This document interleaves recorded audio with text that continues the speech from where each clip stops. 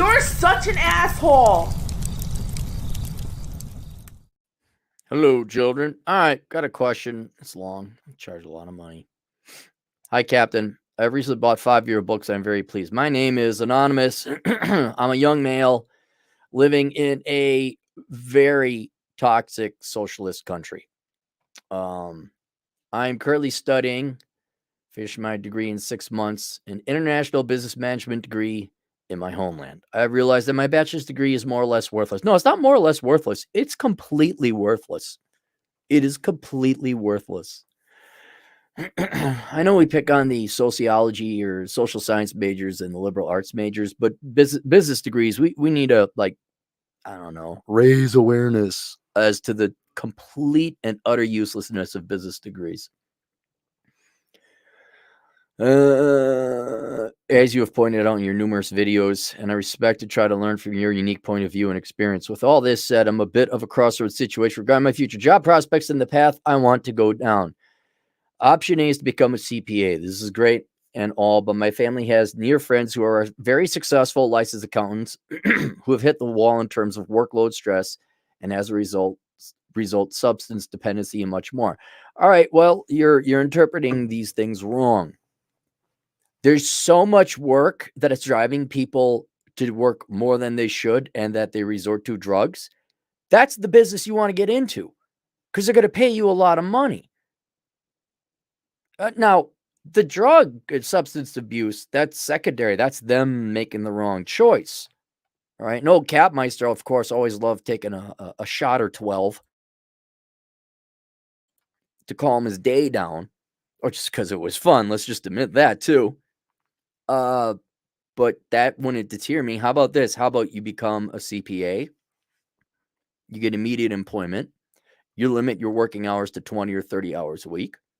People say we need you to work more. You say, what's the most powerful word in the universe, man, that you need to learn? No. And then you make your money, and you're in a socialist country, so I don't know, maybe you got maybe 25 hours a week is a full-time job for you. Maybe you only have to work 10, whatever. They give you free healthcare, they give you free food and lodging. So all you got to do is work up money for fun money. And if you ain't going to have no kids, you ain't going to have no wife, well, at least for the foreseeable future, just work part-time, make a nice high hourly wage. And there you go. So the CPA is perfectly viable.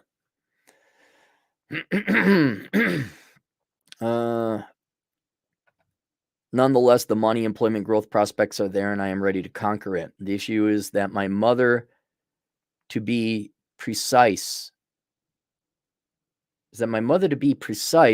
advises me not to go down this field. This might be a translation error. Due to it being stressful and harsh working environment. I'm sorry, is your mother? God, guys, your mom is the worst person to take advice from.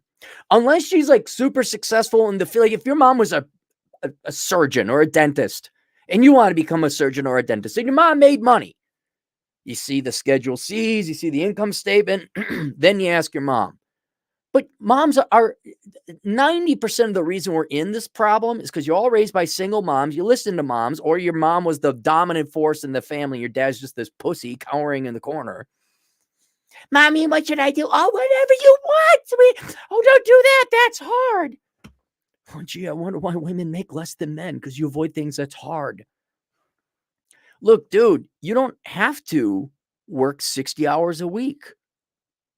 You can work part-time, you can work 40, or in your country, I don't know what full-time work is. Is it 43 minutes in your country that's full-time work? Just work as much as you want and choose not to have the stress. Just ignore your mom. I should have asked what your mom, like, okay, who's your mom? What high-powered, successful master at life is your mom? She happy? Is she thin? Is she hot? She's still having sex with your dad? Are they still married? Is she successful? Is she an entrepreneur? Is she a captain of her industry? Is she on top of her profession? What's your mom? Is your mom in any way successful? And I bet you're going to say no. And I'm like, okay, why are you listening to your mom? It's like, you guys, should I listen? My dad says I should just be, oh God, don't listen to your dad. If you live in the West, do not listen to your dad about dating advice. Happy wife, happy life.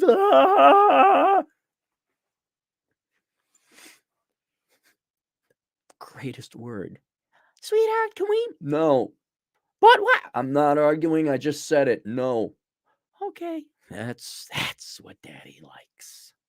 Silence. Silence a good coffee.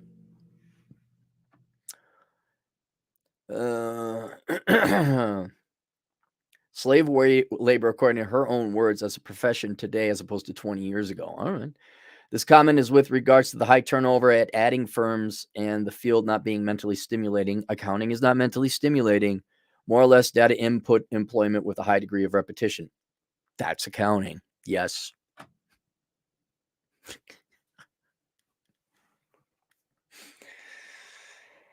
Guys, you're not paid a lot of money to do fun things. You're not paid a lot of money to work with the children's. You're not paid a lot of money to be artistic. You're not paid a lot of money to Uber drive, because these things are easy, sometimes outright fun. The reason some wages or some professions are paid more than others almost always is because the work is tedious, boring, and or hard. The question is, do you want to go and play patty cake as a kindergarten school teacher and get paid jack and not, and then after you have a pretty easy job, but nonetheless, 8 hours of your day is gone, and then you walk away from that 8 hours a day that is gone. Don't worry about how easy or hard the job is. Just ignore that for a second. 8 hours of your day is gone. You got paid a low amount of money. Now the next 8 hours of your day is going to be hard. Okay? So you have time gone, which it doesn't matter if that's hard or easy. It's just you're awake, you're there, you suffer through it. And then you get to go to a life that is either easy or hard. And what I'm trying to get you to do is focus on the life outside of work, because work is work. Doesn't matter what you're doing, unless it's like stinky and a truly, the Mike Rowe jobs, the really hard ones that are horrible and painful. But whether you're doing debits and credits, and yes, it's boring, or singing songs with little kids, it's 8 hours of your life gone. At the end of the day, the CPA has an easy life. At the end of the day, the teacher still has to make ends meet, or the social worker, or the whatever other work avoidant career professions people are pursuing. If I go down this path, I would probably need to study an extra year plus a minus a semester to catch up with the important courses I've missed out on my bachelor's. Option 2 is that I do most the same thing, but I focus and hone in on becoming a tax specialist. There are several reasons for me being interested in this field. One among many is that the family is very well with connections and ties to a place where taxes are important. Put it that way. And are worth several $1 million when converted, and no loans on any properties or assets. All right, so they're legitimate millionaires. Furthermore, I believe it would be an asset to the family. Mother, little brother, and myself became knowledgeable in this area due to the grandness and scale of the family's assets, as well as the geographical location where we live. Oh yeah, you're in one of the worst Western nations possible. That'd be the last place I would move. I would. There are scores of second and third world countries I'd move to before I move to that one, that first world nation. I guess the main fear with living in my native state is that new tax regulations such as inheritance regulation and much more would come back, and then a rapid tax planning operations would need to come to fruition within the boundaries of the law, obviously. I'm not planning to drag my ass here. Well, no, you're not. No. Whenever you're lowering your taxes as a tax professional or an accountant, the whole point is for you to be legal. If you're going to evade taxes illegally, you don't need an accountant because you're doing it illegally. So you just don't pay your taxes. You put up some fraudulent thing or whatever, shell corporation. I'm actually not an expert at evading taxes. But yeah, that's the whole point of an accountant. And in an odd sense, you have to look at it like that's good for you. It's good for you that your native country has all these high confiscatory taxes because it creates a job opportunity for you. You know, same thing with disease and death and plague and virus. Those are bad things, but it creates some tremendous economic opportunity for doctors. All right. Divorce, feminism, joke educations, K through college, lying to young people. Those are horrible things that destroyed an entire generation of Americans and Westerners as well. But that's a huge opportunity for me to tell people basic, simple truths. So that would kind of be good for you in terms of a career. But moreover than that, if a situation like that would occur, then we would potentially be forced to leave the nation due to the tax implications. With regards to this field becoming a tax specialist, the main driving force behind this interest is that I hate paying and funding this stuff with a passion. And I believe that becoming knowledgeable in this area, I could minimize the family impact, but also work in this field as well. I have plans of potentially working with my country's tax authority and then being drafted out of there to more lucrative positions, such as the tax division at auditing firms at large companies or banks.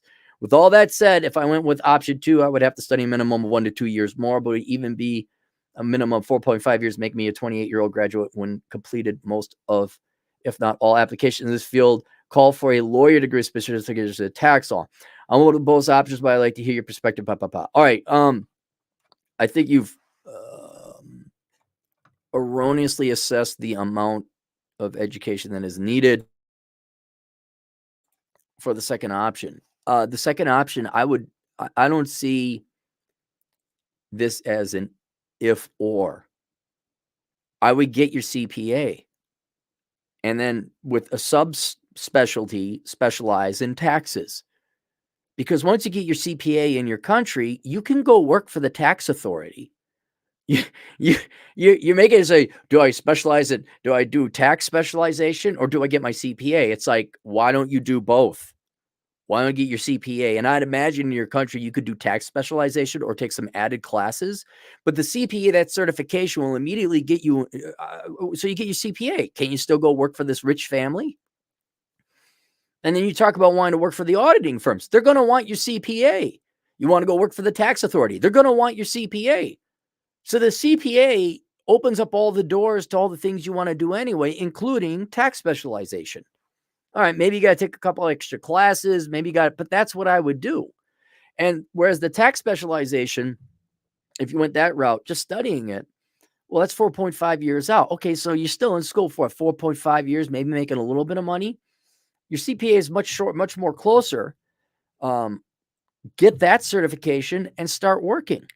And what may end up happening is by the time 4.5 years are up, you'll have real world working experience, whether that's at your country's tax authority or working for that family or whatever else have you. The other thing that concerns me is you're talking a family and they're looking for a tax accountant to minimize their tax expenses or their liabilities. Families are incredibly nepotistic. And you can even be part of the family, but if you're not part of the family or the right guy or the right gal, they're highly unfair. They're not going to hire the best accountant. They're going to hire their son or their daughter or their cousin or something like that. It's like how American publishing used to be back in the day. The New York publishers didn't publish what was the best manuscript. They published their mistress's joke of a manuscript or their cousins or their daughters or their granddaughters and niece or the nephews, and that's why you had crappy books. So with the CPA, though, you're not dependent on that one primary employer. CPA, you can go work for the big four or however many tax accounting firms are out in your country. You can go work for the tax authority. And I think you would. One of the great things that Elkins brings to the table as a tax accountant is he worked for the IRS. And so he knows these things. And so I think there's a lot more opportunity and diversified income potential, income streams from your CPA than just specializing in taxation. And so that's what I would do. I would do the CPA, take some subclasses within tax specialization, go work for the tax authorities, and maybe. And let's be honest about taxes. I had a question about taxation. I can look this stuff up myself. I really went to chat. I said, am I reading this right? More or less to get his blessing. He said, yeah, you're reading it right. And he was right. a lot of this stuff you can just look up yourself on the internet, learn the code. I mean, the legal code. I mean, not the software code. And like, okay, what do we do? So you can kind of teach yourself that stuff autodidactically. So that's what I'd recommend. What? No super chats on a video on should I do tax specialist or CPA? What isn't this a saucy, clickbaity enough title for you guys? All right, there you guys go. We'll see you guys later. Toodles.